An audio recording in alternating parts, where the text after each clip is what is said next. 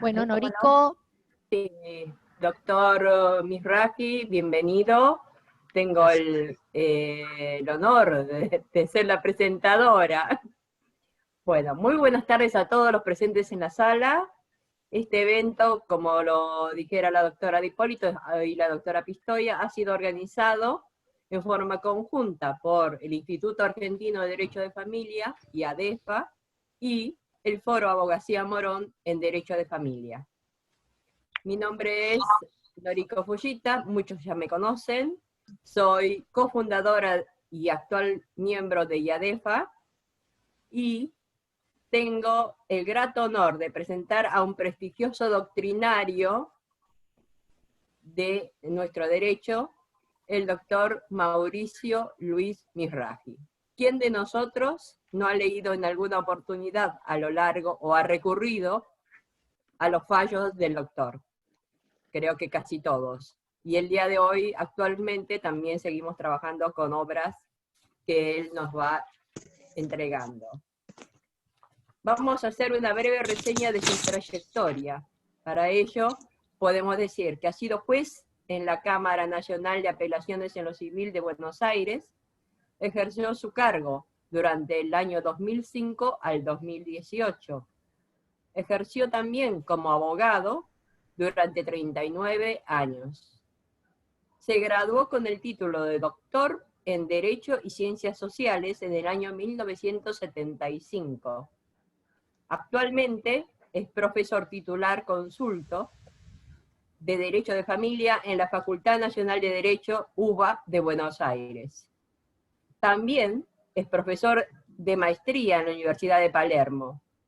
Cuenta con numerosas publicaciones en diarios y revistas especializadas.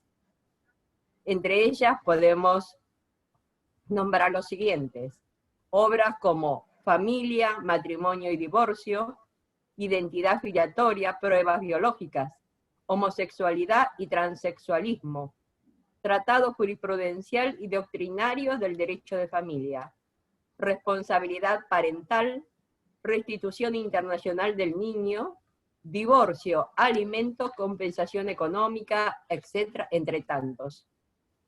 Y como si esto fuera poco, en el año 2016 el doctor recibió el primer premio que fue otorgado por la Academia Nacional de Derecho y Ciencias Sociales de Buenos Aires por su obra Responsabilidad Parental, considerado como la mejor obra jurídica. Esto es una breve reseña de toda su trayectoria. A partir de ahora doy paso a las moderadoras, que son las codirectoras de IADEFA, la doctora Claudia Di Polito y la doctora María Cecilia Pistoia. Muchas gracias. Gracias, doctora Fujita, por su gestión en convocar al doctor Mizrahi. Muchas gracias al doctor Mizrahi. Estamos honrados de recibirlo y no me quiero demorar más y le doy paso a María Cecilia Pistoia. Sí, simplemente me sumo a tus agradecimientos, Claudia, y bueno, estamos todos con muchas expectativas para escuchar la disertación magistral del doctor Mizrahi. Le cedemos la palabra, doctor. Bienvenido y muchas gracias.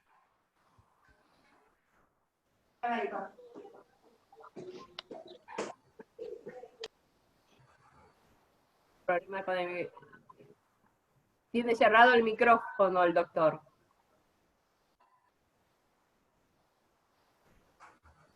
Silvina ahora lo va a abrir.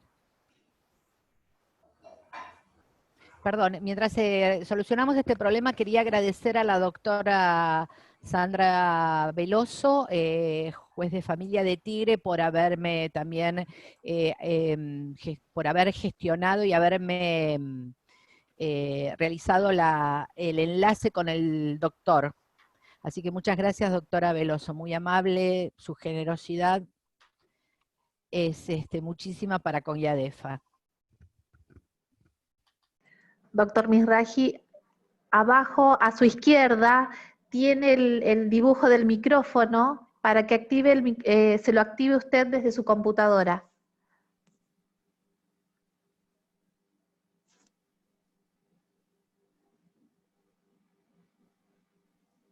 ¿Ahora sí? Ahí, ahora sí, perfecto. Bueno, muy bien. Bueno, gracias a todos por estar presentes. Realmente es un gusto poder dar esta charla y que me escuchen. Eso es bueno. Bueno, yo voy a hacer una exposición.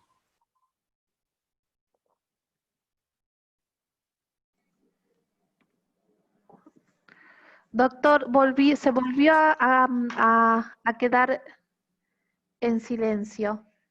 Le pido por favor si usted puede activarse el micrófono. Sí, lo acabo de activar. Ay, gracias. Le decía que si durante el curso de la exposición de repente emito algún concepto claro o hay alguna contradicción o algo que no termino de explicarlo bien, les pediría por favor que me interrumpan y me digan lo que, lo que estoy diciendo, lo que no es claro. Más no me refiero a las preguntas, sino si de repente en mi exposición no soy claro. Bueno, yo voy a hablar 50 minutos, son las 6:10, así que hablaré, supongo, hasta las 19 horas. Salvo mejor opinión, pero era lo que habíamos quedado, digamos, con los organizadores. ¿Me escuchan bien? Bueno. Sí, doctor, perfecto. Sí, perfecto, doctor. Perfecto, doctor. Digamos, más allá del título que yo le puse digamos, a la charla, esto tiene que ver con los grupos humanos, esta charla, que están en una situación de vulnerabilidad y que requieren de una protección especial. Y casualmente, en el fondo de esta charla hay una crítica, cierta crítica al funcionamiento judicial, lo cual no afecta al buen desempeño de numerosos magistrados, como la doctora Veloso, por ejemplo, que me consta que es una excelente magistrada. Pero fuera de cantidad de casos de jueces muy buenos, también a veces hay fallas bastantes en la justicia. Estos tres grupos digamos, de seres vulnerables son tres, creo que son tres fundamentalmente. Si esta charla la estuviera dando 50 años atrás, tendría que decir que son cuatro, porque tendría que incorporar a las mujeres, pero yo no creo que hoy en día se pueda considerar a la mujer como un ser vulnerable. Por lo menos es mi opinión, más allá de que está muy bien que existan convenciones para protegerla y demás. Estos tres grupos humanos, uno son los niños, los otros son los discapacitados, y hay un tercer grupo de personas que se está en pleno proceso, digamos, de instrumentar una cantidad de elementos de protección, que se las denominan personas humanas mayores. En definitiva, se está refiriendo a todas las personas que se las califica como de la tercera edad, etc. Esto también es importante, que la calificación, porque no me voy a referir a ello, pero también es la tercera, digamos, elemento que, digamos, de las personas que están en situación de vulnerabilidad. ¿Y por qué ha adquirido importancia el tema de las personas mayores? Y adquirió importancia por el tema de la mayor expectativa de vida. Esta mayor expectativa de vida hace que, por ejemplo, puedan convivir dos generaciones de adultos mayores, personas de 60 años y personas de 80 y pico, padre e hijo. Y además permite que haya una convivencia muy importante de tiempo entre generaciones, que antes no era posible porque la mortandad era mucho más anticipada, digamos. Hay un cálculo que hasta 30 años puede haber de convivencia entre dos generaciones. O mejor dicho, entre abuelos y nietos pueden llegar a haber 30 años de convivencia. Nosotros, que yo en fin, hasta hace un tiempo no lo sabía, lo confieso, nos hemos adherido a una convención hace poco, menos de 3 años, que es la Ley 27.360, que nos adhiere a una convención interamericana, que es la Convención Interamericana de Derechos Humanos de Personas Mayores. Todo esto lo traigo a cuento, digamos, por la importancia que tiene en el mundo jurídico a las personas vulnerables. Bien, yo no me voy a ocupar exclusivamente de los niños, que es, digamos, mi gran preocupación, porque, bueno, los adultos mayores, por supuesto, que deben estar muy bien, la protección y demás, pero claro, los niños es el futuro. Los niños es el mañana, ¿no?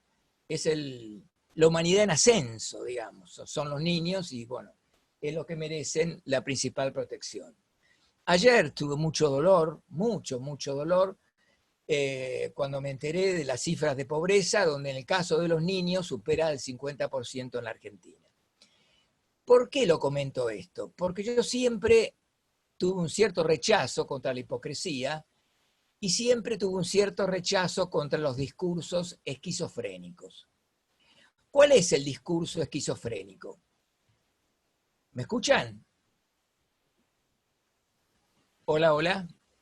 Sí, doctor, yo lo escucho perfectamente. Ah, bueno, ¿me pueden ver?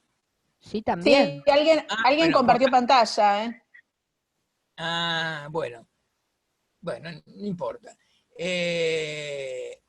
Decía entonces que la importancia que tiene, digamos, el tema de la niñez, porque, como decía, es la humanidad futura. ¿Qué es lo que...? Discúlpeme, doctor, que lo interrumpa. La participante Sol, ¿podría dejar de compartir pantalla? Es su pantalla la que estoy viendo. Ah, por eso no aparezco acá, ha pasado. Sí, aguarde un segundito, por favor. Bueno, Ahí no? está. Ahora sí, doctor, disculpe la interrupción. Ya regularizado. El tema de los niños y de la protección especial que merecen, lo tenemos en el artículo 3 de la Convención sobre los Derechos del Niño y artículo 19 del Pacto de San José de Costa Rica, entre otra cantidad de normas importantes que hacen de la protección especial. Y bueno, esta protección especial yo veo que a veces en la práctica no tiene lugar.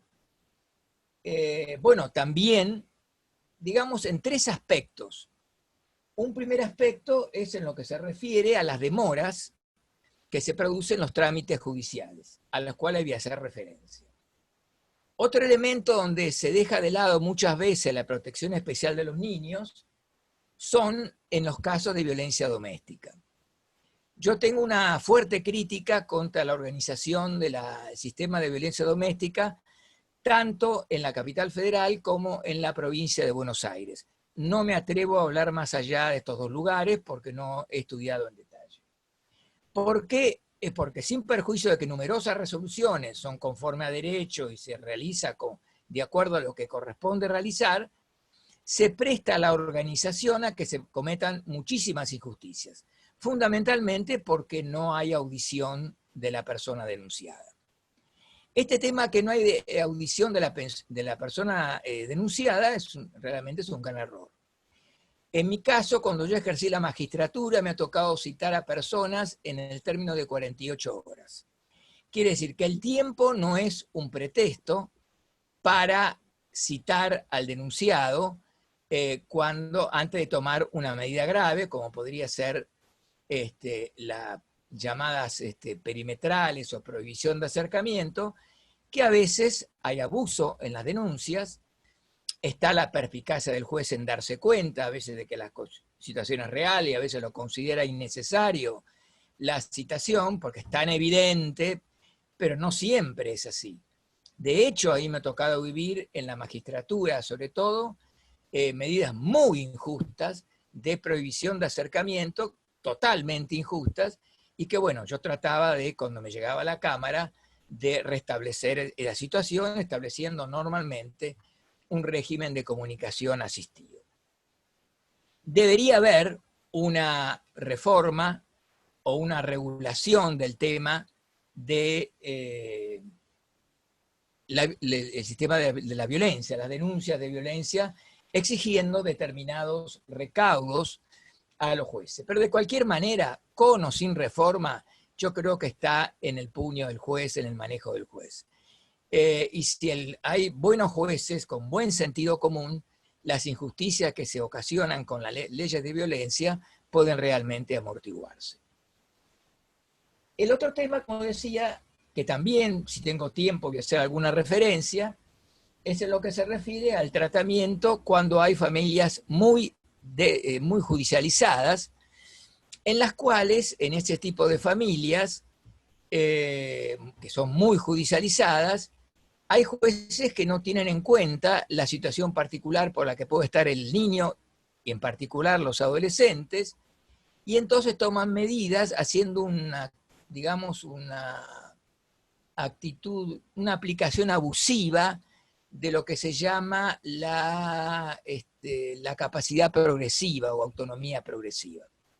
Ustedes saben, yo parto de la base que hay una cantidad de temas que ustedes ya los conocen, que nosotros tenemos una norma, quizás uno de los artículos más logrados de nuestro Código Civil, que es el artículo 639, sí, digo bien, el 639, donde establece, entre otras cosas, el principio de la capacidad progresiva. Es muy bien logrado esta norma porque, bien claro, donde dice, el inciso B, dice la autonomía progresiva del hijo conforme a sus características psicofísicas, aptitudes y desarrollo. A mayor autonomía, disminuye la representación de los progenitores en el ejercicio de los derechos de los hijos. ¿Qué pasa? En esta utilización abusiva por parte de algunos jueces, de manera con total buena fe, no digo que haya mala fe en los jueces, o un análisis liviano de las actuaciones judiciales, se toma muy a pecho este tema de la autonomía progresiva y se deja de lado lo que es la protección especial. Digamos que hay, y podemos decir que hay un punto de tensión entre la autonomía progresiva y la protección especial, porque a veces la demasiada autonomía progresiva puede afectar la protección especial. Después, en todo caso, creo que voy a tener algunos minutos de tiempo para hacer referencia a ello. En el tema del ejercicio de la responsabilidad parental, yo siempre lo vengo sosteniendo y lo repito, quien me ha escuchado me lo ha dicho, me van a decirlo 1000 veces, que la gran modificación que ha establecido el Código Civil y Comercial en materia de responsabilidad parental es en lo que se refiere al tema del ejercicio. Este tema del ejercicio de la responsabilidad parental está regulado en el artículo 641, inciso B, que se refiere al caso en que los padres están separados. Cuando los padres están separados, el ejercicio igual se mantiene de manera compartida o conjunta, al menos como regla general. Esto es muy importante porque marca una modificación de 180 grados con relación al sistema vigente antes de agosto de 2015, cuando regía el Código Civil, porque ahí entonces decía que en general la tenencia correspondía, por lo menos en los hijos matrimoniales, a aquel padre al cual se le adjudicaba la tenencia. O sea, hay una mezcla, se hacía una suerte de confusión entre lo que es el ejercicio de la responsabilidad parental y el cuidado personal. Una de las grandes virtudes del Código Civil y Comercial es separar claramente lo que es el cuidado personal de lo que es el ejercicio de la responsabilidad parental. Entonces, este ejercicio conjunto de la responsabilidad parental no tiene nada que ver con el cuidado personal. O dicho de otra manera, se aplica este ejercicio conjunto, el 641, inciso B, cualquiera sea el tipo de cuidado personal. Quiere decir, aunque estemos ante un cuidado personal excepcional, unipersonal o unilateral, de cualquier manera el otro padre, aunque no tenga un cuidado compartido del hijo, de todas maneras mantiene el ejercicio de la responsabilidad parental. El único caso que algunos autores no lo entienden bien es que a la inversa no es posible. Es decir, no debe admitirse que alguien tenga el cuidado personal sin tener a su vez el ejercicio de la responsabilidad parental, porque si uno tiene solo el cuidado personal y no tiene el ejercicio de la responsabilidad parental, resulta que realmente un problema, un incordio para ese padre poder atender al chico, porque al no existir, no aplicársele el artículo 641 del código, entonces resulta de que hasta para inscribirlo en un colegio, ese padre no puede hacerlo. ¿Por qué? Digamos, quien tiene el ejercicio de la responsabilidad parental, aunque sea compartida, puede ir mañana al colegio a inscribir a su hijo, o a una empresa de turismo a anotarlo para la fiesta, y ninguna empresa le va a pedir que venga la firma del otro padre, por lo que voy a decir enseguida. En cambio, si esa persona no tiene el ejercicio, está atada de pies y manos. No puede hacer nada. ¿Por qué? Porque no tiene directamente la posibilidad de ejercicio. Por eso no tiene que ser nunca esto admitido por los jueces. Pero sí, a la inversa es posible, como digo. Yo puedo, y personalizo, no pernoctar ningún día un hijo conmigo, estar, digamos, los 7 días con la madre, y yo verlo tal vez una vez por semana, voy a tomar la merienda con él 2 horas, después hablaré por teléfono y sigo manteniendo el ejercicio de la responsabilidad parental, y tal vez la pueda ejercer muy bien.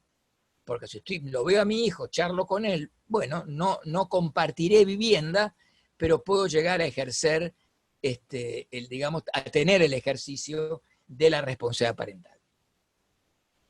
Entonces, como digo, se aplica a todo tipo de cuidado. Como ustedes saben, los tipos de cuidado están regulados en el artículo 650 del Código Civil y Comercial, que no voy a ocuparme ahora, pero, digamos, tiene una terminología muy confusa, que yo creo que, para mí, siempre lo digo, esa terminología no sé si no fue incorporada con toda intención, no digo de mala fe, con toda intención para disimular un poco que la ley no haya incorporado como regla el ejercicio, digamos, alternado de los hijos en igualdad de oportunidades, porque venía tanto la ola de la igualdad que si de repente la ley decía, como lo dice realmente, que la regla no es el ejercicio alternado, no lo es, sino que la ley parte de la base que el chico tiene un domicilio principal en un lugar y después tiene un domicilio, bueno, a la doctora Veloso no le gusta la palabra secundario, pero otro lugar donde no es su domicilio principal. Y normalmente en la división de tiempos está un mayor tiempo con aquel donde tiene el domicilio principal y un menor tiempo donde tiene, digamos, un domicilio que digamos que no es el principal. De todo modo, esto no es para decir que está mal el cuidado alternado. De hecho, me ha tocado un caso hace poco. Yo no ejerzo la profesión, pero a veces hago de ayuda, y me ha tocado un asunto que hace muy poco, menos de 2 meses. Me ha tocado intervenir durante 2 meses como asistente de una abogada, que me pidió, por favor, que la asistiera, y bueno, actué bastante, le indicaba cómo redactar los artículos y demás. Y ahí se terminó arreglando, es una chica joven, la nena joven, la hija, y está una semana con cada padre. Y realmente yo no podría decir que andan mal. Me mandan a veces por WhatsApp los padres la foto, y realmente parece que han logrado lo que, digamos, lo que andaban buscando. ¿Qué quiero decir con esto? Que no tengo una postura negativa con el cuidado alternado. Pero la regla en nosotros, digamos en nuestra ley, es que el cuidado no es alternado. Quiere decir que no es dividido por mitades, ¿ok? Y luego, entonces, el otro es el de la regla general. Esto no significa que el alternado sea excepcional. El único cuidado excepcional es el cuidado unilateral, donde un juez para disponerlo tiene que tener, invocar fundadas razones. En cambio, yo entiendo que para el otro, el alternado, tranquilamente en la situación dada, un juez lo puede determinar.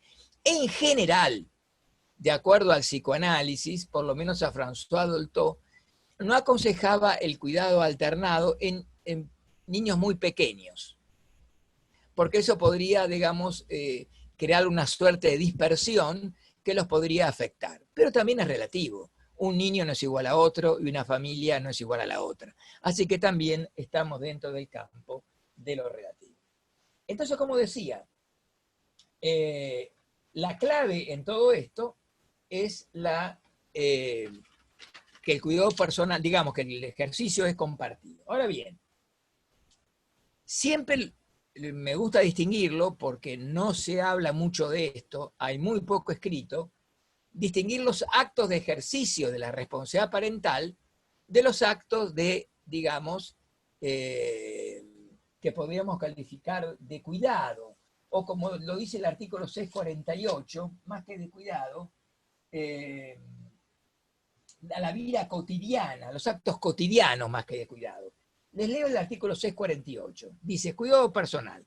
Se denomina cuidado personal a los deberes y facultades de los progenitores referidos a la vida cotidiana del hijo. Es decir, lo que yo pretendo marcar, les pido por favor, quien no entiende me levanta la mano y me lo pregunta, si soy confuso, no soy claro. Quiero distinguir entre lo que es un acto de ejercicio de la responsabilidad parental y un acto, digamos, cotidiano. Pero antes de eso, ya que le leí el artículo 648, le diría que es incorrecto este artículo. Es claramente incorrecto, le falta algo. ¿Por qué? Porque no hay cuidado personal sin convivencia. El cuidado personal es un mecanismo de arreglo de la convivencia, es un mecanismo de distribución de la convivencia de los hijos. Hablar de cuidado personal es decir, cómo se va a distribuir la vivienda de ese hijo, que no tiene nada que ver con el ejercicio de la responsabilidad parental, por lo que dije antes. Muy bien, o sea que aquí habría que haber agregado algo así, la vida cotidiana del hijo que convive con ese progenitor, etc. Pero hoy en general los jueces lo entienden eso, lo saben, y todo el mundo sabe que la cosa es así. Muy bien, entonces decía que la distinción es importante, porque un acto de ejercicio, digamos, de la responsabilidad parental, todos los conocemos, los cambios de domicilio, elegir el establecimiento escolar, si va a ir a doble escolaridad o no, el tema de las actividades extraescolares, decisiones en materia de salud que tenga cierta importancia, por ejemplo, una operación, tal vez llevarlo al médico de rutina lo podríamos casi interpretar como un acto cotidiano. Bueno, estos viajes dentro del país, porque fuera del país es otra cuestión, todo eso son actos de ejercicio de la responsabilidad parental. En cambio, los actos cotidianos son aquellos del día a día. Es qué es lo que va a hacer, cómo se va a alimentar al chico a la mañana, la vestimenta que va a tener, los horarios que va a ver televisión, que va a estar con los juegos electrónicos, etcétera, etcétera. ¿Y por qué es importante destacarlo? Porque mientras los actos de ejercicio requieren de la conformidad de ambos, aunque no expresa, pero sí se parte de la base de la conformidad de ambos, en cambio los actos cotidianos están exclusivamente a cargo de aquel que tiene el cuidado del chico en ese momento. Con lo cual, si hay un progenitor que no está de acuerdo con lo que hace el otro progenitor respecto al acto cotidiano, no puede oponerse extrajudicialmente. Poder lo puede hacer, pero en un buen ejercicio, digamos, de la jurisdicción y un buen ejercicio de la abogacía, no debe permitirse de que permita trabar esa oposición extrajudicial del otro padre, digamos, cómo se organiza ese padre o esa madre cuando el chico convive. Si le va a dar o no jugo de naranja, cómo va a hacer el desayuno, si se va a acostar a las 11 de la noche, si se va a poner un pijama, no se va a, en vez de pijama otra cosa, etc., ¿no? Imagínense todo lo que pasa en la vida diaria y cotidiana en la convivencia. Eso exclusivamente lo decide uno. Si alguien no está de acuerdo, por ejemplo, yo padre veo que la madre lo hace acostar al chico a las 12 de la noche y pienso que el chico debe acostarse a las 10, pues tengo que acudir a la justicia. Y me parece bien que así sea, para no entorpecer, digamos, esta cuestión de la relación madre o padre-hijo en esos actos cotidianos. Ahora bien, en el acto de ejercicio de la responsabilidad parental, dijimos que era conjunta, pero hay una particularidad. El 641 habla de la presunción de conformidad.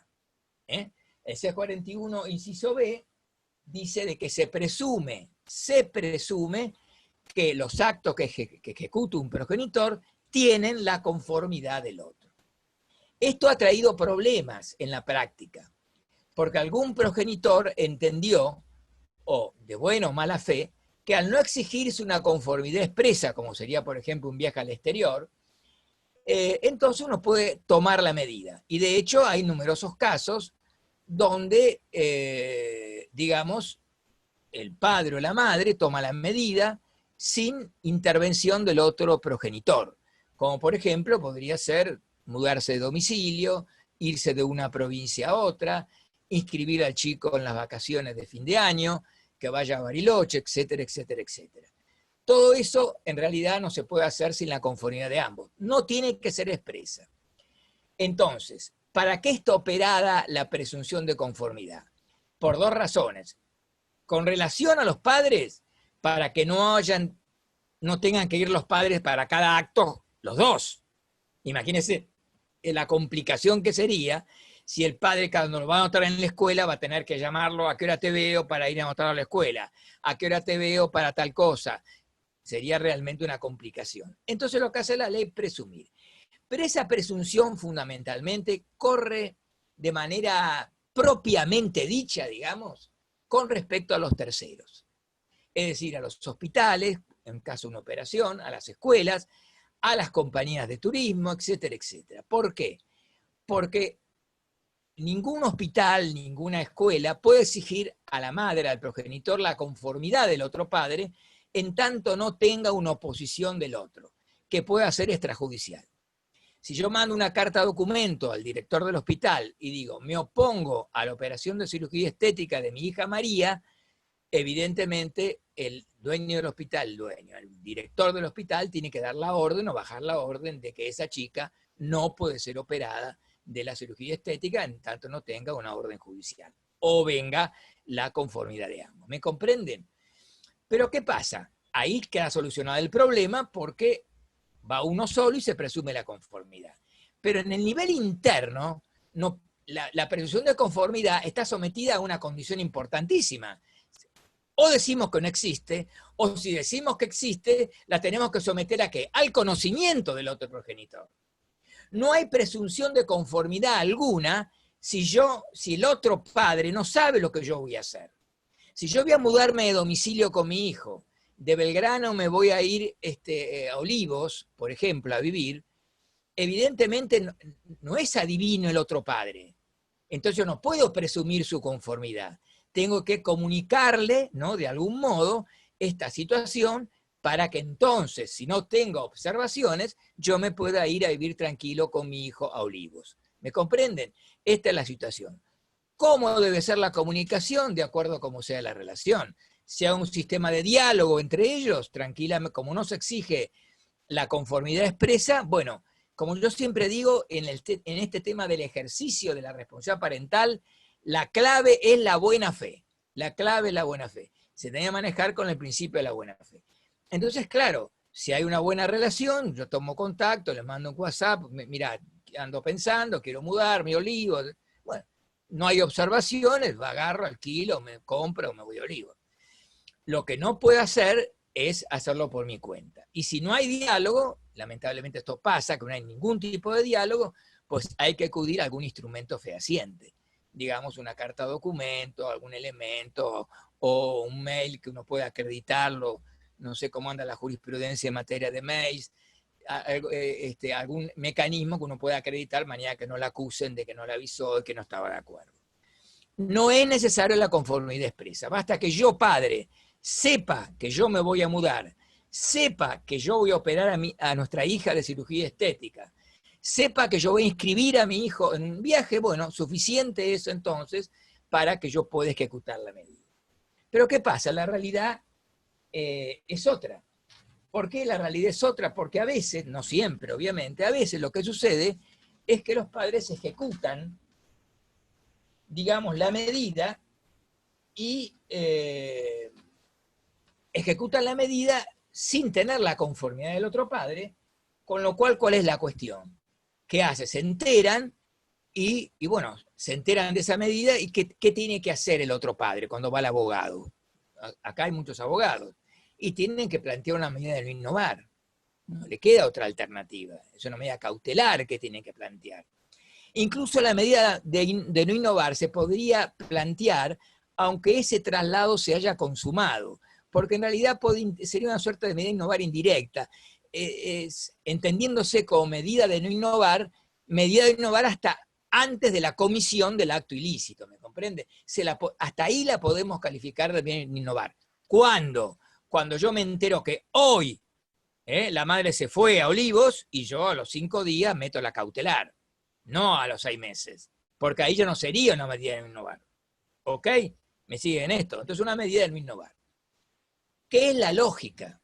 Que cuando uno interpone una medida de no innovar, es una medida cautelar, donde la base es la rapidez, la urgencia, a lo que se le suma que hay un niño de por medio. Y bueno, a veces yo me he tomado el trabajo de hacer un análisis jurisprudencial y vemos que es lamentable cómo en muchísimos casos la justicia llega tarde. Y al llegar tarde la justicia, pese a reconocer la razón de quien promueve la medida, a veces no se le puede realmente acceder porque de alguna manera ya ha establecido su centro de vida el chico en el otro lugar. O si no es su centro de vida, ha ingresado en la escuela. Entonces, fíjese lo que es el absurdo de la mala administración de justicia. Cuando digo mala me refiero a la lenta, porque hacer lenta es mala, en ese sentido lo digo. Esa medida de no innovar, ¿saben qué se transforma automáticamente? Yo planteo una medida de no innovar, ¿de acuerdo? Me entero hoy, en el caso que, después le voy a decir, para que ustedes, alguien quiera verificar, por ejemplo el de la sala H, quien quiere tomar nota y verlo después, solo le voy a dar la indicación de la ley online, ARJUR 50.326 del 2018. ARJUR 5326 2018, de la sala H del 28 de agosto de 2018. El tipo se entera en diciembre que en marzo la madre, perdónme lo del tipo, bueno, medio coloquial esto, ¿no? Que la madre lo había notado en La Plata, que le agarró el ataque al padre, que dejaba de ir en la capital federal. Yo lo había notado en La Plata. Urgentemente va a la justicia e ingresó una medida cautelar. ¿Cuál era su expectativa? Poder conseguir la medida antes de ¿qué? Antes de que comiencen las clases, por supuesto. Había margen.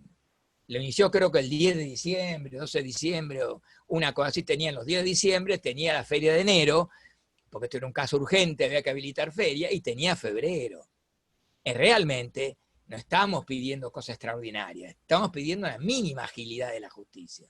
Bueno, ¿cuándo resuelve la sala H? No es una crítica a la sala H, que además digo que son excelentes jueces, los traté a ellos. Tuve mucho trato con ellos, como lo de la Cámara Civil, y diría que es muy buena sala H. Pero claro, le habrá llegado tardísimo. Yo siempre cuento cuando me llegaban los expedientes, por ejemplo en la violencia que te comenté, o en esto, yo veía, supóngase ahora estamos en octubre, 2 de octubre o 3 de octubre, y yo miraba la resolución, por ejemplo, decretando la prohibición, y veía 28 de noviembre. Dije, 8 meses para venir a la Cámara. O venía marzo, no quiero exagerar, marzo del 2019, y yo contaba con los dedos, abril, mayo, junio, este padre sin ver a su hijo, obviamente revocaba, pero después de 7 meses revocaba. ¿Se dan cuenta? Por eso digo, yo no digo que los jueces, no sé, es una cuestión sistémica que algo anda mal, que esto funciona mal, las demoras que se producen. Y bueno, y entonces sucede que recién llegó tardísimo, tardísimo, 8 meses después llegó la medida. Otro caso es peor. En el otro caso, bueno, en este caso, fíjese que le estoy hablando, me voy a fijar acá para no cometer errores, fue 7 meses después. Demoró 7 meses. Claro, ¿qué le dice la sala H? Señor, ya está, cursó 7 meses en La Plata, ¿qué hago ahora? Y no, se la rechazó. Le reconoce que tiene razón, que es una irregularidad, una ilicitud, pero... Y otro, bueno, es el colmo, lo lamento por los que ejercen la provincia de Buenos Aires, es de la Suprema Corte de la provincia de Buenos Aires, que además no digo por la Suprema Corte, porque la Corte Federal, en el caso de restitución internacional de niños, una vergüenza los tiempos que han tardado. las convenciones internacionales fijan un mes y pico para resolver el tema de cuando hay traslados ilegales y llegaba a la corte después de 3 años. Y a veces estaba como 3 o 4 meses en la corte para resolver. O sea que en violación de derechos también la Corte Federal también lleva va a la punta también. O sea que no es para defender a la... Pero bueno, esta corte tocó a la provincia. ¿Sabe cuándo resuelve la cautelar? 3 años después. La medida fue, acá se había trasladado de La Plata a Tres Arroyos. 3 años después. Y claro, ¿qué hace? La Corte no supo qué hacer. Manda a hacer un estudio, que la vean, y ¿qué le dicen los estudios? Y sí, que los chicos ya están adaptados a Tres Arroyos. Obviamente que están adaptados. Y consecuencialmente le rechazan de las medidas. En otros casos, no han rechazado la medida y han ordenado el reintegro. Pero en cualquiera de las dos situaciones, se le causa un daño, es un maltrato que sufre el chico. Porque si no ordenan, digamos, el reintegro, ya fue maltratado el chico cuando de manera irregular se lo trasladó. Además, ¿cuál es el mensaje que se le da a ese hijo? Que vale las vías de hecho. Es digamos, levantar el estandarte de la anomia, de la falta de ley. Es invitar a que ese chico se convierta cuando es adulto, en un transgresor de la ley. Porque ese padre o esa madre hizo lo que quiso, en estos ejemplos que les mencioné.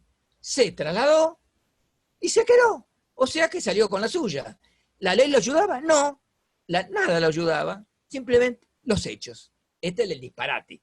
¿Se dan cuenta? Cómo a veces esto tiene que modificarse. En el caso de con esto corto, en el caso de la Suprema Corte, para quien no quiere ver el fallo del 3 de julio del 2019, la cita online es ARJUR 25878 /2019. 25878 /2019. Y así sigue. Como estaba explicando, aunque ordenen el reintegro, igual es un daño para el chico. ¿Se imagina, pobre pibe? Lo trasladan. El esfuerzo se adapta. 7, 8 meses, 1 año. Viene el juez y ordena, no, ilegal, irregular, vuelta para atrás.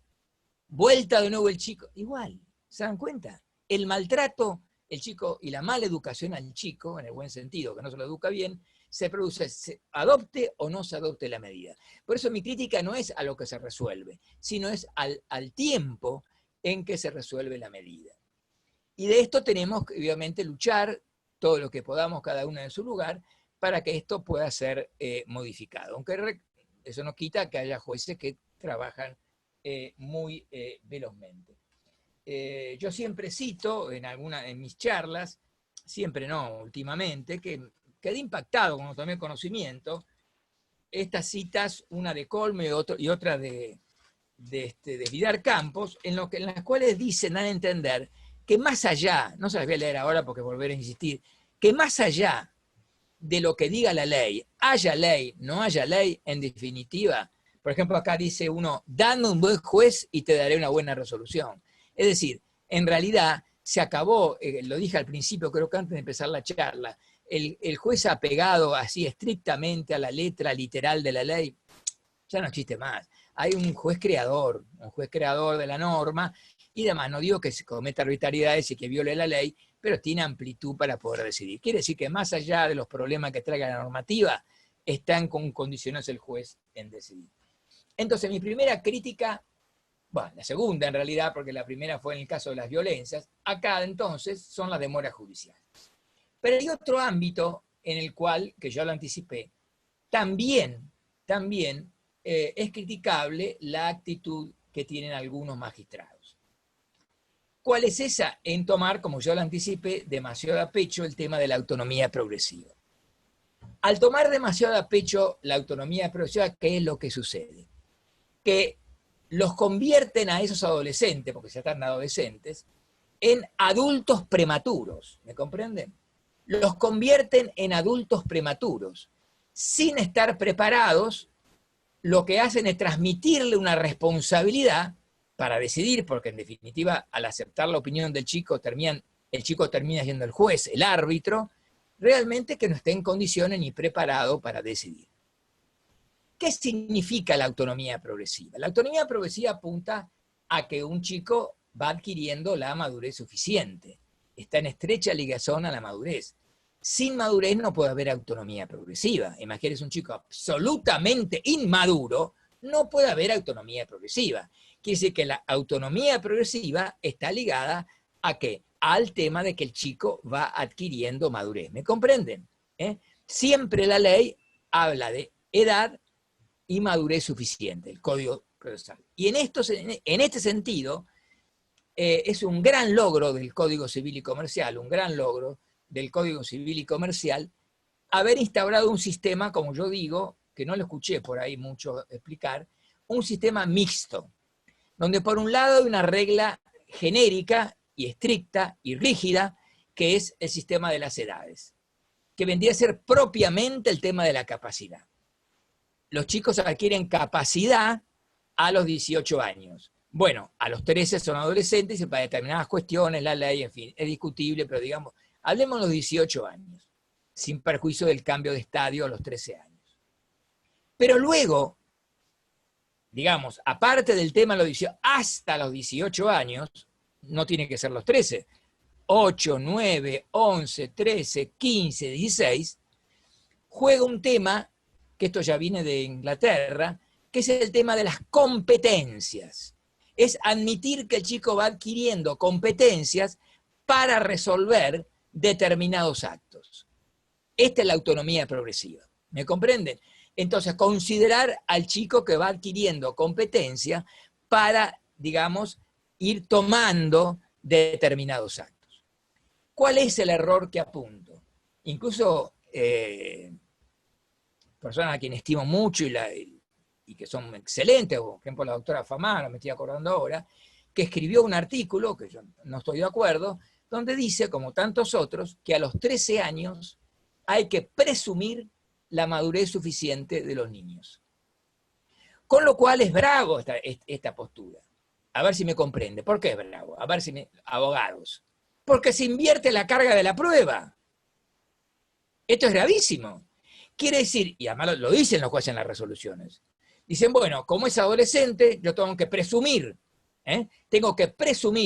que tiene madurez suficiente, por lo tanto me dice que no quiere ver al padre, pues que no vea al padre. Esta es la situación. O no quiere ver a la madre, que no vea a la madre, porque tiene madurez, tiene 13 años. A mí no me ha llegado a mí ninguna prueba que me indica que sea un inmaduro. O sea, se dan cuenta cómo se invierte la carga de la prueba. O sea que la prueba, en vez de tener la prueba quien dice que tiene madurez, es el que no tiene madurez. Decía que el sistema de la ley es muy bueno y que está distorsionado por esta postura. Ahora se los voy a explicar por qué. El sistema de ley hace una mezcla, una linda combinación, muy linda combinación, entre un sistema, como decía, rígido y general, y un sistema particular y concreto. Por un lado, el general, ya lo explicamos, el particular y concreto hace referencia a valorar en cada caso si ese chico puede tener competencia. Y digo, ¿competencia para qué? Para el determinado acto en cuestión que está en juego. Ahí donde viene el quid de la cuestión. No hay una madurez en general para todo. La madurez tiene que ser objetiva como subjetiva. Depende del chico y depende de la circunstancia. Un chico de 13 años, yo suelo comentarlo, puede ser muy maduro para decir, no, yo en realidad no quiero ver fútbol, yo quiero ver básquet. Yo realmente me cae muy bien el francés. Quiere estudiar francés y no inglés. Y realmente, le dice, habla con el padre, con la madre, yo realmente quiero estos amigos. Juan, Pedro y Diego, no los odio, pero prefiero que no sea mi amigo. Prefiero que Alberto y Mauricio sean mis amigos. Y puede tener perfecta madurez para decir eso. Pero un chico puede tener madurez por ahí, no la tiene. En una familia altamente judicializada, donde ese chico está en una situación de dependencia terrible, porque esto es conocido, no es un tema de abogados, es un tema de psicólogos, es conocido el temor que tienen los chicos en las familias judicializadas el grave temor al abandono. Por eso ese deseo del chico de gratificar constantemente a la persona de la cual depende. Y por eso a veces su discurso no es propio, porque su afán es gratificar al otro, a su cuidador, no sea cuestión que el cuidador se le ocurra abandonarlo. Y esto que ustedes se pueden reír es una realidad. En el chico, por la cabeza de ese adolescente, puede pasar una situación semejante. Como digo, entonces un error de esos jueces de presumir, porque lo que hay que hacer es valorar en cada caso concreto si tiene o no la madurez suficiente. Esto lo comento porque en familias altamente conflictuadas, a veces no hay una expresión autónoma, digamos, del chico, no existe esa expresión, no existe, no se verifica, sino que más bien es un discurso, digamos, de tipo, ¿cómo les puedo decir? Inducido. Inducido. ¿Por qué? Porque dependen de las personas con el cual, de quien dependen. Y yo creo que los jueces, cuando le escuchan a los chicos, no todos hacen una estricta aplicación del artículo 12 de la Convención. Fíjese que el artículo 12 de la Convención habla que se lo debe escuchar, pero de aquel que está en condiciones de formarse un juicio propio. Y luego dice de expresar su opinión libremente. Y luego hay una, que yo suelo citarla también, una observación general. Para quien no sabe, la Convención tiene un organismo que se encarga de, digamos, de interpretar la Convención, y según falla nuestra Corte Federal, ese organismo que interpreta la Convención se considera en principio como obligatoria. Es decir, no para la Corte, si hay una determinada interpretación que se llama, y ahora lo digo, el Comité de los Derechos del Niño, esa interpretación debe considerarse como válida. Es un comité, juntamente con la Convención. Este comité cumple dos funciones: interpretar la Convención y además hacer un estudio estado por estado para ver en qué grado se cumple la Convención. Por eso tienen dos tipos de observaciones. Las particulares, nuestro país tuvo algunas observaciones particulares del comité, y luego las generales, donde interpreta en general la ley. ¿Y qué dijo respecto al artículo 12? Respecto al artículo 12 dice que únicamente se debe entender que se aplique el artículo 12 cuando el chico se expresa, que repite lo que dice la ley, auténticamente y con libertad. Cuando puede emitir sus opiniones sin presión y cuando ese chico no sea manipulado. Y que no esté sujeto, textual, a presiones indebidas. Por lo tanto, esta es una primera verificación importante que tiene que realizar el juez, y a veces estas cosas van rápidas, solo escucha, porque hay un tema que a veces puede sonar difícil de entender, que se lo denomina del pensador independiente. Los terapeutas familiares lo denominan ¿qué es el tema del pensador independiente? Un chico absolutamente colonizado, o como dijimos al principio de la charla, creo que antes de empezar con la charla, alguien habló de la alienación parental, o de la captación, que es lo mismo, o estar sometido a los, digamos, que el chico es un vocero, no tiene opinión propia, es un vocero, un portavoz de su progenitor, o sea que no tiene voluntad propia. Bueno, en este tema de chicos colonizados o con alienación parental, la cosa realmente es complicada, porque no hay, como digo, una opinión propia del chico, y lo que el chico va a decir es aquello que se le ha indicado y que a veces se manejan a nivel inconsciente. En general, ¿cómo se detecta eso? Cuando hay, digamos, un pensamiento dicotómico. Yo, ¿por qué lo digo con entusiasmo esto? Se lo voy a decir con la mano en el corazón, acá está el corazón. Porque lo viví como juez. Como abogado lo viví, pero donde lo viví palpablemente es como juez de cámara, viví estas situaciones, donde claramente esto se ve. Yo casos de alienación parental vi montones. Bueno, uno es digamos, ahora viene el de pensador independiente, pero uno, como digo, cuando uno empieza a sospechar que la opinión puede ser no propia, cuando hay un pensamiento dicotómico. ¿Cuál es el pensamiento dicotómico? Significa que un padre es todo lo bueno, todo lo mejor, y el otro padre es todo lo peor. Ahí sospechen. Si dice, mi mamá es buena porque hace esto, mi papá, y mi mamá o mi papá, no importa el sexo, o sea, uno es lo mejor y otro es lo peor. En ese pensamiento tan dicotómico es para sospechar. Lo otro, cuando se atribuyen a, digamos, a hechos banales o sin mayor trascendencia, una tragedia, como si fuera que qué tragedia es ese progenitor, y entonces no lo quiere ver más. Yo siempre cuento, me ha tocado un caso, en este caso era la alienación del padre, la madre la que sufría la restricción, en el sentido que los chicos no querían verla, donde cuando yo le preguntaba al chico, ¿y por qué no querés saber nada? Que ni la nombraba, ni la llamaba mamá, la llamaba por el nombre de pila, dice, invocaba que no le había comprado un regalo, o no se lo compró oportunamente el regalo el Día del Padre, cosas, digamos, que puede tener, pero que no dejan de tener la trascendencia, digamos que no hay la regla de la proporcionalidad. Ustedes saben que en derecho es muy importante la regla de la proporcionalidad. Cuando un juez va a tomar una sentencia y sabe que hay una situación y hay otra, siempre juega qué va a provocar y si es proporcional la medida que toma a las consecuencias que va a generar. Entonces no hay proporción de que porque tal o cual cosa, ni que lo hubiera castigado con un revén, que realmente no es casos como esos. Bueno, y lo otro que suele suceder es la posibilidad de creación de un discurso real que no es real. Es decir, la falsificación de la memoria. Esto que de entrada, alguien que nunca lo escuchó, le puedo decir, esto no será un invento de alguien, de algún tipo, de algún tratadista. No, yo lo viví. Esto es una realidad. Esto es una realidad que pasa. Que el chico invoca como hechos acontecidos en su presencia, cosa que es imposible que lo haya vivido. Por ejemplo, por el tema de la edad. Uno se da cuenta enseguida.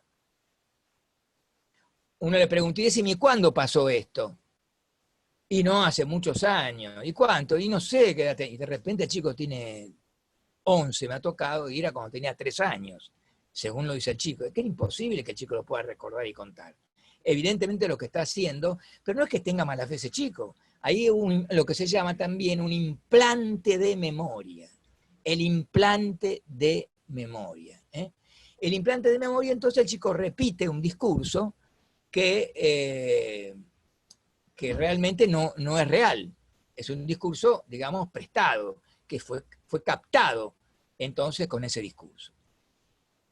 Yo tengo que ir terminando, porque para cumplir, ¿no? Yo creo que se van a cumplir los 50 minutos, pero sí quiero decir que es muy importante este tema, el tema de la falsificación de la memoria, porque además está, de algún modo, está anticipado por la literatura. Yo suelo contar un famoso cuento de Anatole France, donde, ojo que ganó el Premio Nobel de Literatura Anatole France en el año 1921.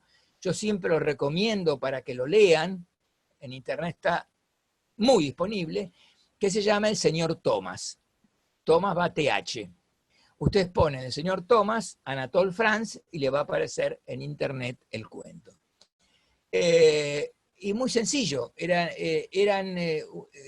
había una denuncia muy grosera contra un maestro por razones ideológicas que le habían hecho los adultos, diciendo que lo había puesto con el trasero descubierto en la estufa en la escuela, y bueno, resulta que esto no había sido así.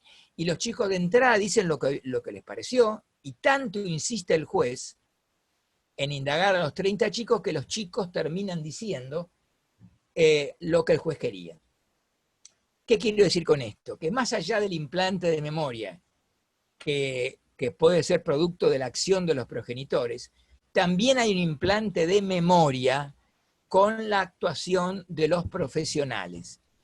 Y puede producir ese implante de memoria tanto por los profesionales como por los jueces. En este caso del cuento, por un juez. Y siempre me gusta leerlo, como cierra Anatole France el cuento, donde dice, el narrador, digamos, cuenta que Thomas era un juez amigo y que a veces lo invitaba a algunas audiencias. Y habla muy bien de él, ¿eh? Dice que era una persona muy honesta. Y dice, bueno, en definitiva los chicos terminaron diciendo que sí habían visto cómo el maestro lo había puesto en la estufa. Entonces dice, no Anatol, sino el narrador, no se percató el juez Thomas, que él le había dictado y enseñado a los chicos de memoria cuál debía ser su testimonio. ¿Y por qué digo que es falso? Porque se probó que nunca existió estufa en la escuela. ¿Me comprenden? Y los chicos terminaron diciendo de que vieron cómo se ponía, ¿se dan cuenta de lo que es el implante de memoria? Y también puede producirse con los profesionales. Una cosa que nosotros en la Cámara hacíamos cuando nos tocaban denuncias de abusos sexuales, por supuesto, dejo de lado los casos donde hay, claro, donde no se discute que hubo abuso, situaciones muy claras, no hay problema. Pero me estoy refiriendo a supuestos de denuncia de abuso sexual donde el juez está ahí, no sabe si creer o no creer, ¿no? Bueno, y hay un error que se cometen por algunos de mandar el chico a estudiar a entes, organizaciones médicas especializadas en abuso sexual. Lo cual es un error, porque esos profesionales, como el caso del juez Thomas, van a tratar por todos los medios, van a conseguir que el chico hable, que diga la verdad, entre comillas que diga la verdad. Tanto se insiste con preguntas inducidas, con preguntas inductivas, que el chico termina por ahí diciendo una cosa por otra. Por eso nosotros, cuando nos tocó en la Cámara los supuestos de denuncias de abuso sexual, por ejemplo, nos tocaron, no muchas, pero yo creo alrededor de 4 o 5 me tocaron en los 13 años, que me llegaban a la Cámara, digo, otras no me han llegado, donde ninguna era terminante, eran meras denuncias. Nosotros no mandamos nunca, sino mandamos a entes especializados, digamos, entes muy estudiosos, pero que no eran especializados en abuso sexual. ¿Por qué? Para que no partan de la base. El error es partir de la base del abuso sexual. Porque a veces hay síntomas que se comparten, ahí está el problema. Viene la denuncia y ¿qué dice la madre? Viene y me cuenta cosas, o dice cosas que evidentemente... ¿Y qué pasa? Por ahí el chico no fue abusado, no digo que no haya, hay recontra abusos, bueno, acá la doctora Veloso siempre hablamos de la cantidad de casos que le tocan de abusos reales, totales y absolutos, pero hay otros casos que no. Y entonces realmente a veces se plantea esta duda, este problema, ¿qué es lo que tiene que hacer? Entonces la idea por eso es que tratar de no, digamos, de que haya una visión objetiva. Como yo decía, por esto cierro, el tema de los síntomas. Y entonces se habla de cuestiones sexuales, el chico, imagínense un chico de, no sé, 10 años. Y sí, hay síntomas, que no los voy a definir ahora, pero digamos, hay síntomas que puede ser por haber vivenciado situaciones de abuso, pero pueden ser por otras dolencias. O sea, que hay síntomas que son, ¿cómo puedo decir?, comunes en varios problemas. ¿Me explico? Que tanto puede ser de abuso como no de abuso. O en el caso de cuestiones sexuales también puede ser porque, bueno, el chico tiene libre acceso a internet y ve pornografía, o, como siempre comento, el caso de casas pequeñas donde los hijos no toman precauciones los padres y los chicos escuchan escenas sexuales de los padres. Bueno, en esos casos hay una situación que se produce dentro del chico que puede ser interpretada por esta connotación sexual en sus palabras, en su modo, que tiene que ver con un tema de abuso cuando en realidad no existió. Hay de todo, evidentemente, y en base a eso, es lo mismo que en el tema de la violencia. Lo mismo que en el tema de la violencia. Puede haber violencia, pero puede no haber violencia. O la violencia puede ser cruzada y no justificarse, por ejemplo, la exclusión del hogar. O sea que hay que analizar cada situación en particular. Realmente lo tengo un montón para decir, pero en el correo electrónico que mandó la doctora Noriko Fujita, me dice que son 50 minutos, y yo creo que me tomé ya. los 50 minutos y no sé, en todo caso aprovechen de desarrollar algo en las preguntas para no avanzar más en los temas. La doctora Fujita, la doctora Fujita es ella bien estructurada como toda japonesa y ella armó el cronograma, pero usted, doctor, se puede explayar todo lo que quiera porque fue un lujo hoy. Permítame recordar algunos conceptos que quedaron fijos hoy, que quedaron bien claros, que nos ayudaron a todos en el ejercicio profesional o en el ejercicio de la función jurisdiccional, porque tenemos presentes magistradas y tenemos presentes funcionarios en la sala hoy. Pero primero la aplicación de las observaciones generales, como herramienta normativa que debemos utilizar en nuestros escritos de postulación o en las resoluciones, pero también usted habló de conceptos como los niños colonizados, como aquellos a los cuales se les ha captado el discurso, niños que son voceros del progenitor, que no tienen opinión pública, opinión propia, que niños que son sometidos a estas preguntas inducidas, que por supuesto que existen. Habló del principio de la proporcionalidad en la resolución que se toman y el efecto que pueden producir entre las partes. Son todos elementos que nos sirven muchísimo para el ejercicio profesional.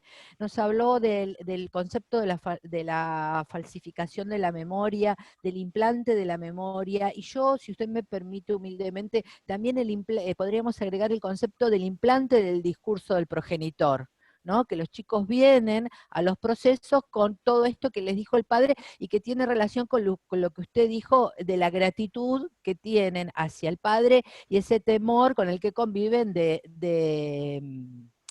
que no lo abandonen. Realmente yo a medida que usted iba hablando iba pensando en algunos casos que he tenido, que tengo y que todos tenemos en la sala, me imagino, de un lado o del otro lado del mostrador. Así que le agradezco infinitamente, doctor, que nos haya ayudado, que nos haya dado herramientas, que nos haya dado elementos para mejorar nuestra práctica profesional, que es en definitiva el trabajo que se propone y el objetivo de nuestro instituto y por supuesto del Foro Abogacía Morón también. Hay unas preguntas aquí en el... Perdón, sí. Antes de llegar a la pregunta, quería comentar, Sí. porque me gusta, a mí me ¿Cómo encanta no, doctor? lo de teoría y realidad. Una cosa que me hicieron llegar el otro día, por el tema de la cuarentena, en el cual se había pedido que sea virtual, como estamos haciendo ahora, la entrevista del juez con digamos, el niño. Le dan vista a la perito psicóloga, y yo le voy a leer 3 líneas que dice la perito psicóloga. Los niños padecen, se está refiriendo a esa familia, las consecuencias de la alta disfuncionalidad familiar que se suscita permanentemente entre sus padres. Y escuchen esto, no garantizando de tal modo propuesto que los pequeños se encuentren condicionados para hablar en forma libre. Es decir, no puedo poner una psicóloga, sugirió que no se tome esa entrevista, digamos, porque la situación de la posibilidad de que no se exprese libremente es un riesgo concreto, y ahí tienen un caso típico, ¿no?, de la posibilidad de no expresarse libremente. Y en un minuto más, discúlpeme ya que quiero hablar que todas estas conductas de los padres son conductas de abandono. El abandono, atención, no es solamente el abandono en no alimentarlo, que es gravísimo lo que nos está pasando en la Argentina en estos momentos, sino también en estos casos de alienación parental o de colonización, también hay una actitud de abandono, como también hay una actitud de abandono en un tipo de familias, donde hay una total libertad de los chicos, donde no hay límites. Y esta es la grave consecuencia que traen actos de violencia posteriores en la vida social. Absolutamente son chicos sin límites. Y siempre cuento de 2 ejemplos de estas conductas transgresoras. Una es el caso típico de los padres que se van a quejar a la escuela porque tienen bajas notas. Y el otro, muy interesante, que lo vi por televisión, es a un padre enseñándole a manejar a su hijo que lo tenía en las rodillas en una avenida. filmado. Ahí tienen un caso de conducta transgresora. Bueno, estos actos son actos de abandono también. Esto es lo que, tanto, digamos, la asimilación del chico, el chupar sobre al chico, como dejarlo hacer sin poner límites. La falta de límites es promotora de las violencias. Donde, es decir, el hombre, esto no lo invento yo, ¿qué es? Es un animal domesticado. ¿Y dónde se domestica? ¿Dónde se domestica el hombre? Y el hombre se domestica en la familia.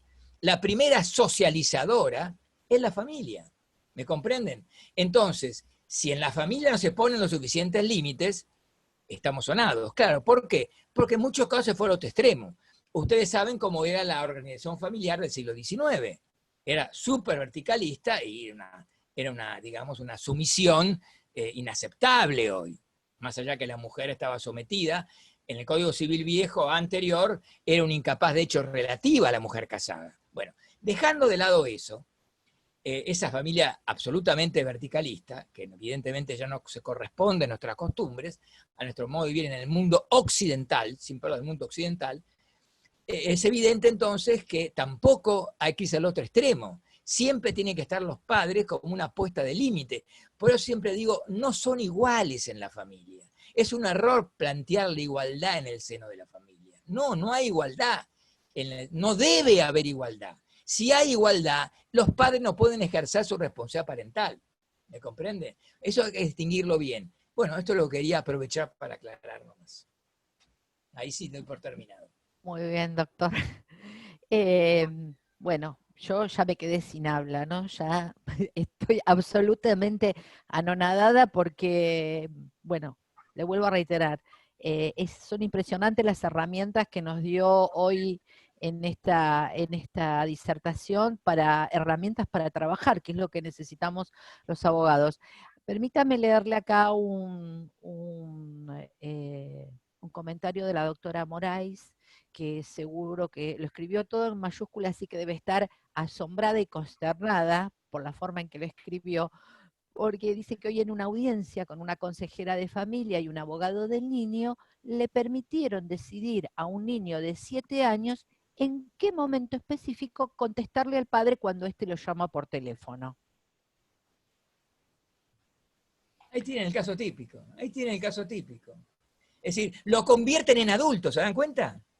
Lo convierten en adulto. Totalmente. Es decir, lo sacan de la convención. Es decir, cuando un chico hace eso y que decida, lo están sacando de la convención. No tiene la protección de la convención, porque lo tratan como un adulto. Ese es el gran error. Es más, perdón. Es más, primero le tiene que enviar un mensaje para ver si el niño lo puede atender. ¿Cómo?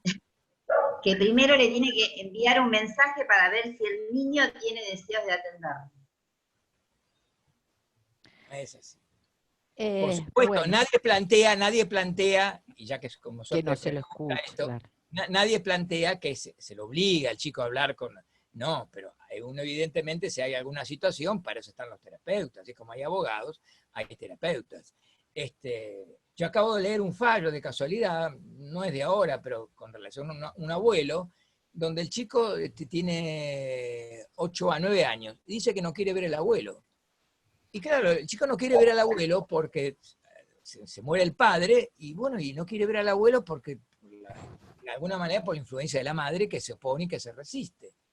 ¿Y qué dispone la CAM? Muy bien, o sea, una Cámara de Provincia, pero no, creo que de Provincia de Buenos Aires no.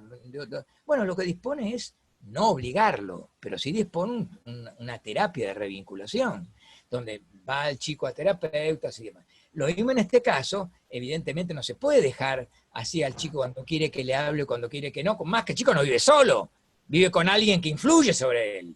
Así que ahí sería un disparate. El doctor Milanesi, gracias por el aporte. ¿Quiere aportar algo? Moraes. ¿Quiere consultar algo? Doctor, desactives el audio. ¿Y qué tal? Buenas tardes. Doctor, bueno, felicitarlo. Soy también un admirador suyo como todos los que estamos acá. Y casualmente, desde hace unos años estoy ejerciendo como abogado del niño en el equipo público del Ministerio Tutelar. Y en relación a esto, quizá hay una tendencia por parte de los jueces a digamos, de la misma judicatura de utilizarlo o de no poder ponerle límites a la opinión, porque si bien es la posibilidad de que el niño sea oído y tener una respuesta circunstanciada de por qué se va a definir su situación de una forma o de otra, no tiene por qué ser necesariamente la opinión del niño, por ejemplo, el caso del chico de 7 años, que él pueda poner el horario, sino que, digamos, que él pueda tener el acceso a decirle al juez, yo quiero que mi papá me llame solamente a tal hora, y la facultad del juez, de habiendo escuchado en forma circunstanciada y con todas las partes, de decidir, no, vos vas a atenderlo en tal horario porque esto es lo mejor para vos, y digamos, si ahí se ve el interés superior del niño, que el juez lo evalúe después de escuchar a todos los operadores, e incluso al niño, y el niño va a tener una respuesta circunstanciada de por qué se define en una forma contraria a su interés particular. Claro, perfectamente, eso suele pasar. Y lamentablemente es terrible, claro. Lo que hay que hacer es darle a entender a ese chico de cómo viene la situación. Por supuesto, claro. El tema del abogado del niño es un tema muy complicado, muy, muy complicado, que todavía no está del todo resuelto. Porque ustedes saben lo habitual, me tocó un montón de casos donde se presenta el niño con un abogado, y ¿quién le trajo el abogado? Y el progenitor fue a buscar al abogado, el abogado el que está al lado en la oficina de al lado, o a veces trabajan le hacen aparecer con abogado del niño. Yo tengo una postura, se puede coincidir o no, que tuve una postura en la Cámara que el abogado del niño queda sujeto a la aprobación judicial. Por acá estamos en el campo del orden público. Tengan en cuenta que no hay acá, no juega el principio dispositivo en materia de niños, sino más bien el principio inquisitivo, donde debe haber un impulso del juez y una actuación del juez. Por lo tanto, no podemos... Ahí tiene un error, le que comenta acá Mauro Milanesi, aquí veo el nombre. Hay algunas tendencias que identifican al abogado del niño con el abogado del adulto. Es un gran error. Un gran error esa identificación. ¿Por qué un gran error? Y porque en el caso del abogado del niño, está en juego el orden público. Está el artículo 2 de la ley 26061, el artículo 3, bueno, el interés superior de la convención y demás. O sea que acá no juega el principio dispositivo. Por lo tanto, hay un deber para mí de la magistratura, un deber, yo entiendo, de, como digo, de intervenir y verificar de que realmente sea una libre elección. Por ejemplo, me tocaba a mi audiencia, se lo digo muy rápidamente, donde aparecía el abogado y antes de tomar decisión la sala, y hacíamos pasar al chico, a veces lo hacía pasar solo, y le preguntaba, acá figurá, yo le decía, tenés como abogado a Juan Pérez, y decime, ¿vos lo conocés a Juan Pérez? Sí, me decía. ¿Y cómo lo conociste? Y no sé, pero ¿cómo? Me lo trajo mi mamá.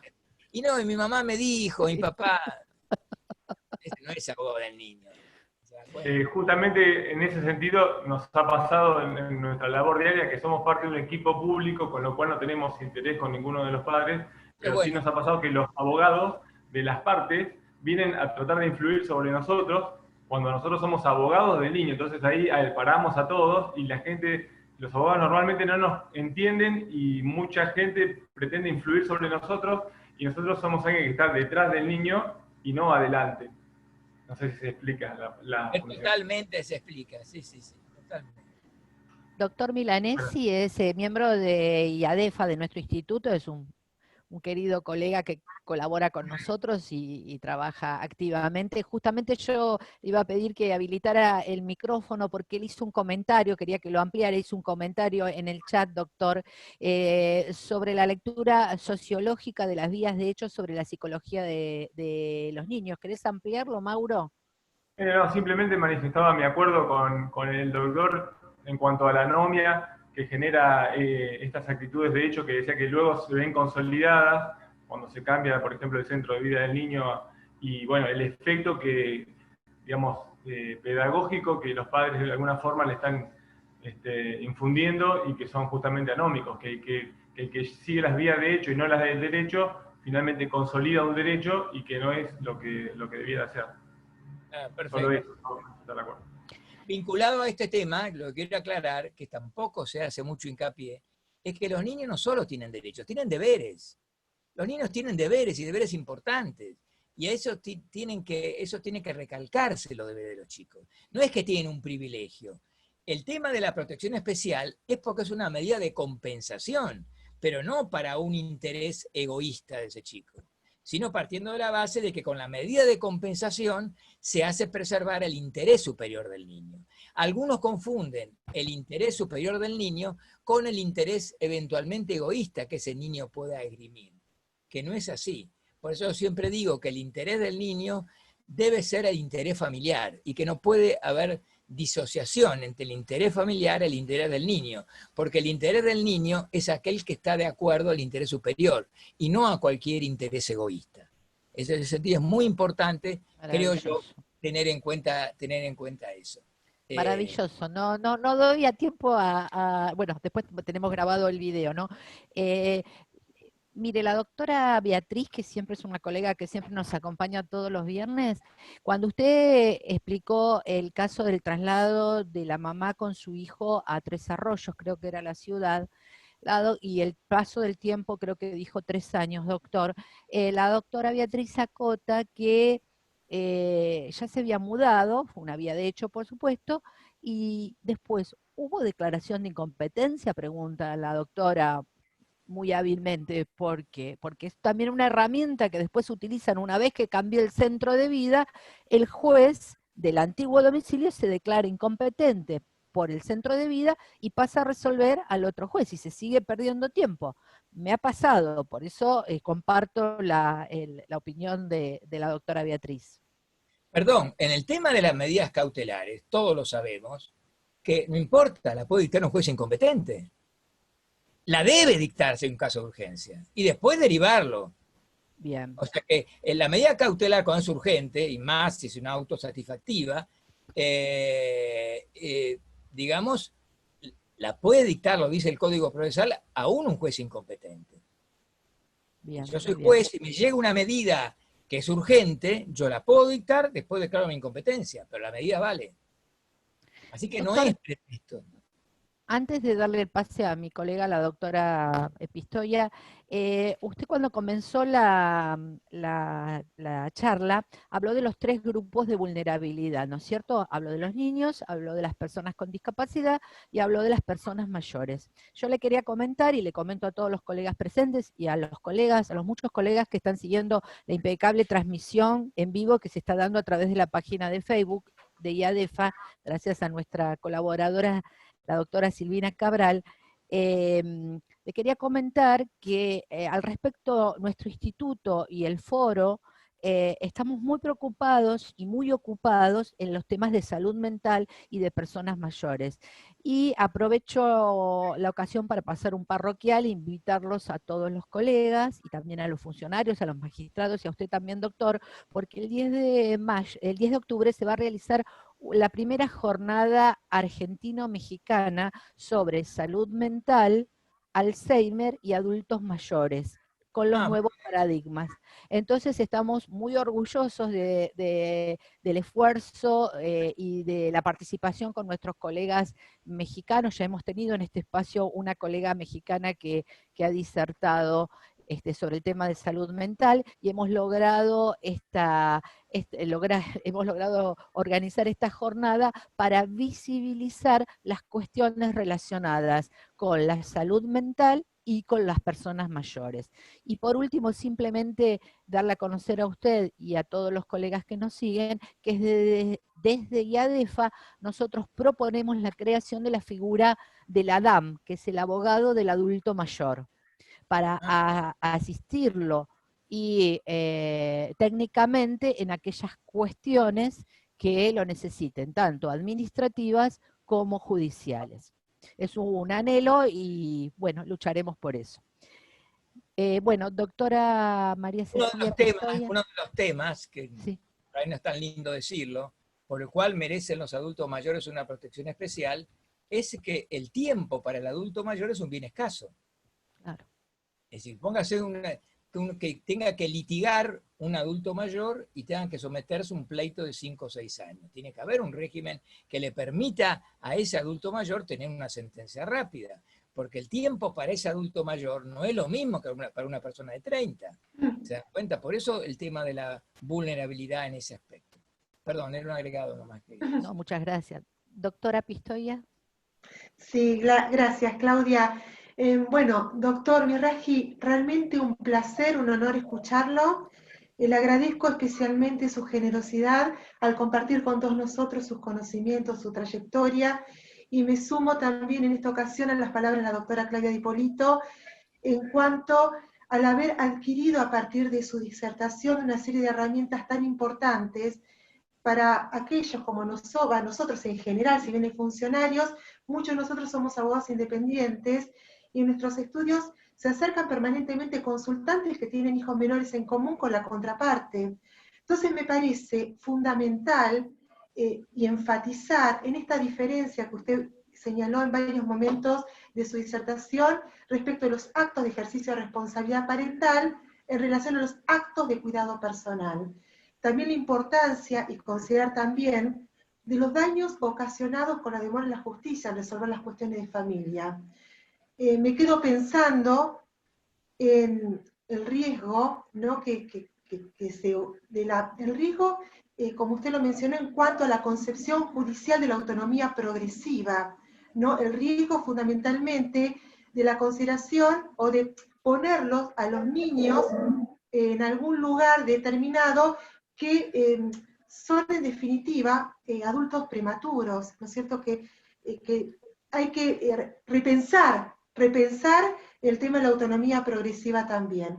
Y por último, también me quedo reflexionando acerca de que el abandono no es solamente no alimentar a un hijo, sino que el abandono también tiene que ver con otras actitudes o con otros actos, como por ejemplo, el no ponerle límites, ¿no es cierto? Qué importante es todo esto, por eso que le agradezco inmensamente que nos haya brindado esta disertación, como le comenté recién, es un honor para mí, un placer escucharlo. Yo ya hago mi cierre y le paso mis palabras a la doctora Noriko Fujita.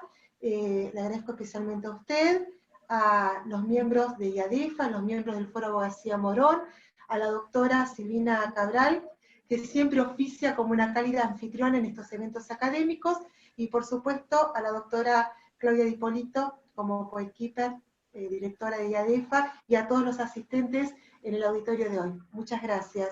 Doctora Noriko Fujita. Agradecer al doctor Mizrahi por su paciencia, por haberlo molestado tantas veces por WhatsApp o por mail. Siempre estuvo bien predispuesto desde un principio, realmente ha sido muy generoso para conmigo y para con todos. Así que, doctor, ha sido un aprendizaje, es como volver a la facultad, escucharlo a usted. Así que ha sido realmente un placer, un genio total. Así que de corazón. Muchas gracias. Le digo una palabrita en japonés. En los japoneses decimos que hay un ikigai. Ikigai con I-K-I-G-A-I. Es una filosofía de vida. Uno va con los años, es un objetivo, es levantarse todos los días y decir qué es lo que quiero hacer. Y el derecho, para nosotros los abogados, creo que para todas, es el ikigai. Así que muchas gracias por enriquecer, regar esa plantita que tenemos cada uno de nosotras. Ha sido un enorme, enorme aporte. Muchas gracias. Bueno, gracias a todos ustedes.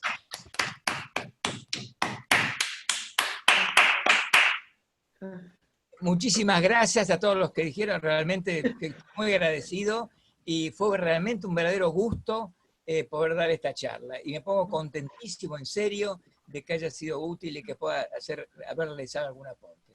Bueno, lo comprometemos para una próxima vez, doctor.